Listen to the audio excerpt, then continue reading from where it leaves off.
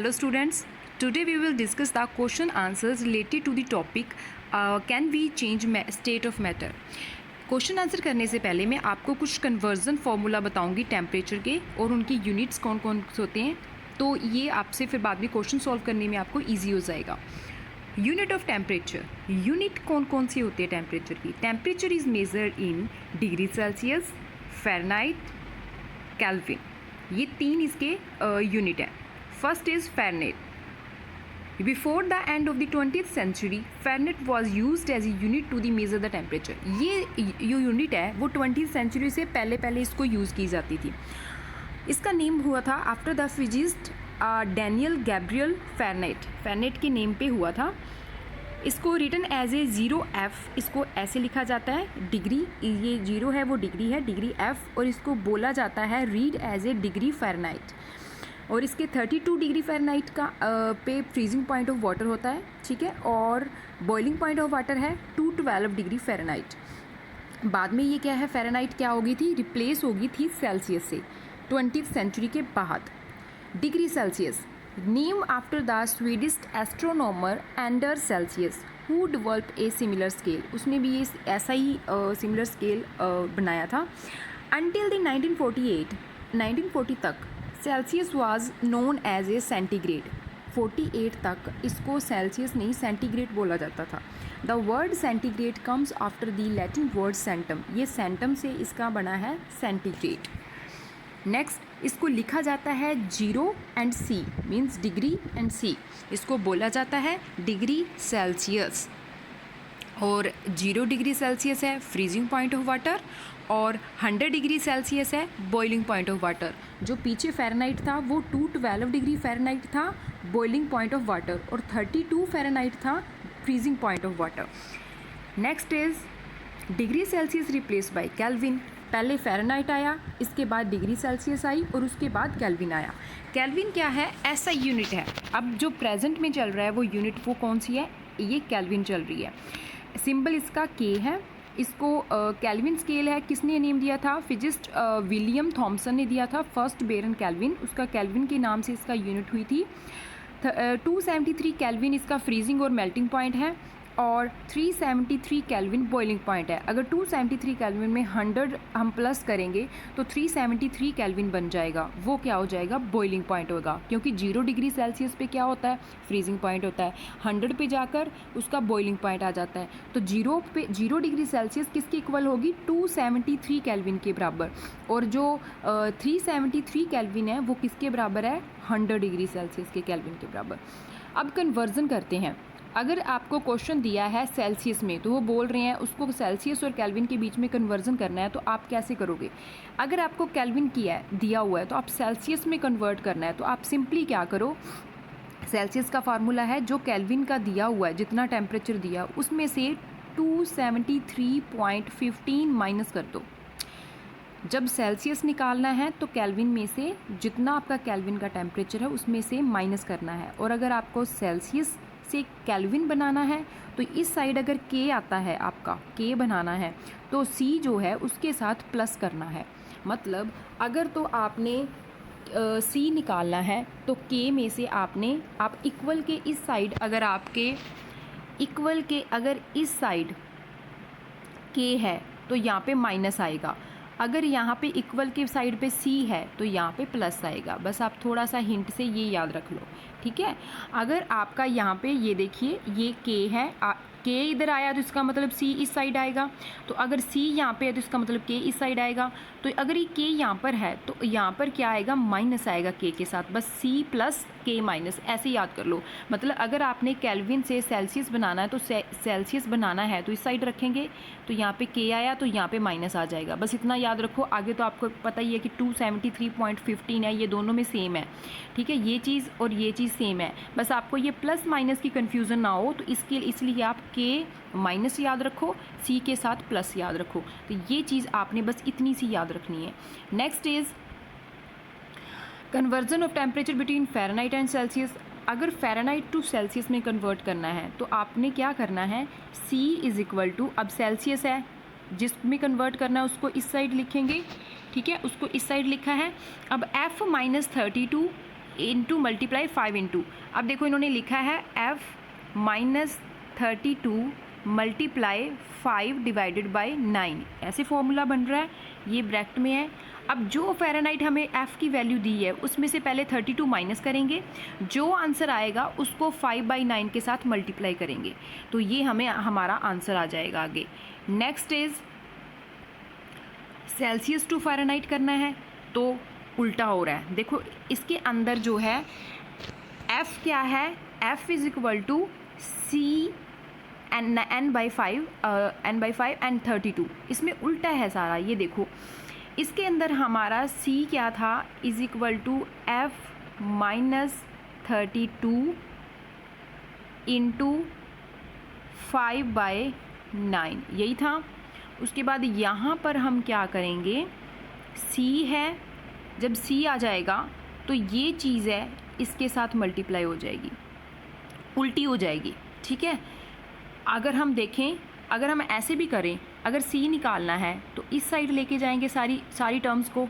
अगर हमें ये f निकालना तो f को इस साइड रखेंगे, बाकी सारी टर्म्स उस साइड लेके जाएंगे, तो ऑटोमेटिकली क्या है, ये प्लस मल्टीप्लाई में है, उधर जाके डिवाइड हो जाएगा।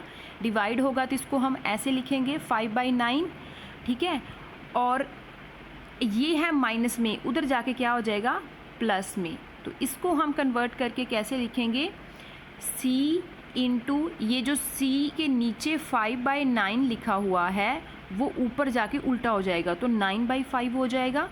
तो ये माइनस का है, ये प्लस का हो जाएगा। तो ये आपको, अगर यही फार्मूला अगर आपको आता है, इससे आप ये फार्मूला इजीली निकाल सकते हैं। अगर आपने नहीं निकालना तो आप सिंपली यहाँ से भी याद कर सकते हैं। बस इतना याद कर लो कि जब सेल्सियस का है तो फ़ारेनहाइट में से 32 माइनस करने हैं, बट इसके साथ c के साथ 9/5 लिख के फिर क्या करना है, 32 प्लस करना है, बस इतना है। इसमें 5/9 है, इसका उल्टा यहाँ पे 9/5 है, यहाँ पे -32 है, यहाँ पे 32 है प्लस का। तो या तो आप ऐसे करो, एक ये फार्मूला आप अच्छे से लर्न कर लो, इसका ये उल्टा बन रहा है, ठीक है। तो ये है conversion of temperature between Fahrenheit and Celsius.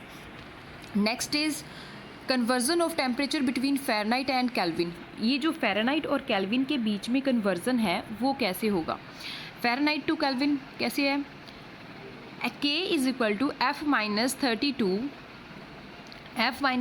5/9, जो पीछे हमने किया था सेल्सियस वाला सेम है, उसमें थोड़ा सा बस इतना फ़र्क है कि इसमें हमने प्लस 273.15 इसमें ऐड किया, बाकी सारा सेम है। ये देखो f minus 32 is equal to 5/9 ऐसे ही था, बस इसके आगे जब केल्विन में कन्वर्ट करना है तो आपने 273.15 को ऐड कर देना है। अगर यहाँ पे c होता तो फिर आप इसका फार्मूला इतना ही रहने देते, 1 माइनस 32 आगे मल्टीप्लाई 5/9, फिर आपका फार्मूला इतना ही रहना था।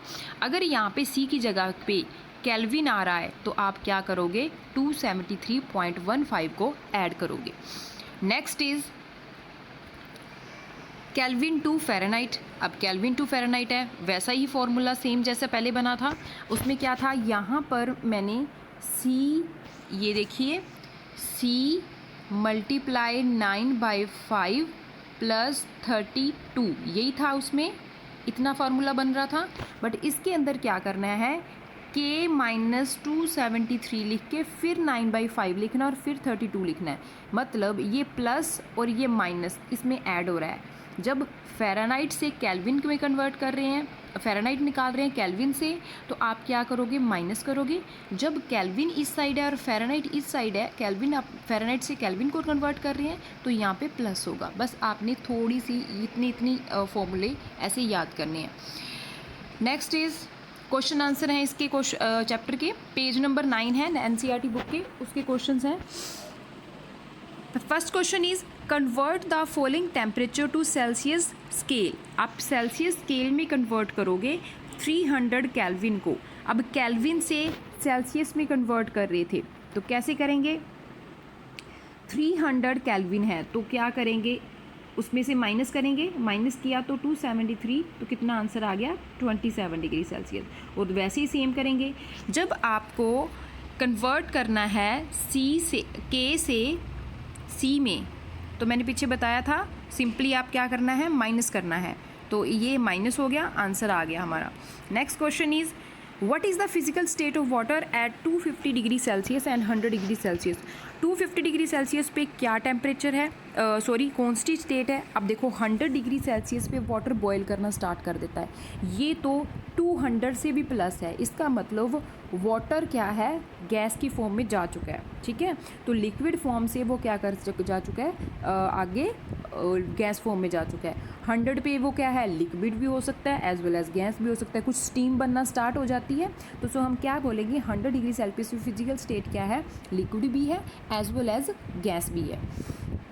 Next is question third, for any substance why does the temperature remain constant during the change of the state. कोई भी सब्सटेंस चेंज होता है तो टेम्परेचर क्यों है, वो कॉन्स्टेंट क्यों रहता है during the change of state. अगर हम बात करें, मैंने पहले भी आपको पिछली वीडियो में बताया था कि उसमें टेम्परेचर वो है 0 डिग्री सेल्सियस पे अगर आता है तो वो थोड़ी देर टाइम के लिए कांस्टेंट हो जाता है, अगर वो 100 डिग्री सेल्सियस पे आता है तो थोड़े टाइम के लिए वो कांस्टेंट हो जाता है। तो उसका कारण क्या था, क्योंकि जब वो स्टेट चेंज करता है तो उसको जो हीट सप्लाई की जाती है तो वो जो उसके अंदर मॉलिक्यूल्स हैं वो हीट को गेन करते रहते हैं अपने ही फोर्स को तोड़ने के लिए, अपने फोर्स ऑफ बॉन्ड को तोड़ने के लिए। तो वो यूटिलाइज़ की जाती है किसके थ्रू, मॉलिक्यूल्स के थ्रू, और इसलिए वो जो एक्स्ट्रा हीट है वो हिडन हीट बन जाती है उसके अंदर, उसको लेटेंट हीट बोलते हैं, एक स्टेट को चेंज करने के लिए अदर लिए। इसलिए उनका जो टेम्परेचर है वो कांस्टेंट रहता है, वो फर्दर इंक्रीज नहीं करता। Next question is suggest a method to liquefy atmospheric gases. कौन सा मेथड है जिससे हम एटमॉस्फेरिक गैसेस को लिक्विफाई कर सकते हैं। Atmospheric gases are taken in the cylinder, उसको गैसेस सिलेंडर में ले लिए, उसको पिस्टन फिट कर दीजिए। By cooling and pressure apply करने से गैसेस क्या हो जाती है, लिक्विफाइड। अगर मैं आपको नॉर्मल सा क्वेश्चन ये भी पूछूं कि लिक्विफाई गैसेस करने के अंदर कौन से फैक्टर्स हैं या कौन से मेथड से करते हैं, तो फर्स्ट वन इज़ कूलिंग। अगर उसको ठंडा करेंगे तो उसके मॉलिक्यूल्स क्या हैं, उसकी काइनेटिक एनर्जी कम हो जाएगी, वो पास आ जाएंगे, तो वो ऑटोमेटिकली क्या करेंगे, लिक्विड फॉर्म में आ जाएंगे। और अगर उस पर प्रेशर अप्लाई करेंगे तभी वो मॉलिक्यूल्स पास में आएंगे, तो पास लाने से ही क्या हो जाएगा, उसकी स्टेट क्या हो जाएगी, कन्वर्ट हो जाएगी। अगर हम बात करें ऐसे, तो ये देखिए पहले गैस की फॉर्म थी, ये ऐसे दूर थे, जैसे उस पर प्रेशर अप्लाई किया तो वो उसको ठंडा हुआ, प्रेशर अंडर तो मॉलिक्यूल्स क्या हो गए, पास आ गए, तो ये लिक्विड फॉर्म में बन गया। तो ये है liquefaction of gas. Thanks for watching my video.